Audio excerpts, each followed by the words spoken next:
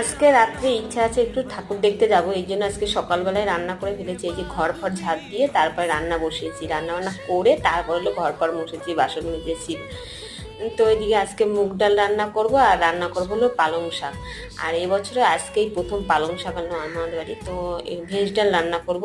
তো ভাত হয়ে গেছে, ডাল হয়ে গেছে, ভাতের মধ্যে একটু আলু সেদ্ধ দিয়েছিলাম। এর মধ্যে আমার ছেলে বললো কি মা আজকে কলেজে যাবো, কাজ নেই, এই জন্য কলেজে যাবো। বলছি ঠিক আছে, তো আমাকে বললো কি মা ভাত খাই দেয়, ডাল রান্না করেছি। তারপর হলো ছেলে মেয়ে দুইজনকে খাইছি, মেয়ে স্কুল দিয়ে চলে এসে তো একসাথে আলু সেদ্ধ দিয়ে ভাত মেখে দুইজনকে খাইয়ে দিয়েছি, ঘি আলু সেদ্ধ দিয়ে ভাত মেখে। তারপর হলো আবার পালং শাক রান্না করছি। আর এদিকে না ফ্রিজের মধ্যে একটু অনেক দিন ধরেই বাঁধাকপি ছিল, তো বাঁধাকপি দিয়ে বিনস ছিল, গাজর ছিল, সব দিয়ে পেঁয়াজ আলু একটুখানি আলু দিয়ে সমস্ত কিছু দিয়ে না একটু ভেজ পকোড়া বানিয়েছিলাম। আর পকোড়াটা না খেতে খুব স্বাদ হয়েছে, কিছুটা ভেজেছি আর কিছুটা রেখে দিয়েছি যে বিকেলে ভাজবো, সন্ধ্যায় টিফিনের সাথে খাওয়া হবে। তারপর রান্না বান্না হয়ে গেছে, গ্যাস গ্যাসের সমস্ত কিছু মুছে স্নান করে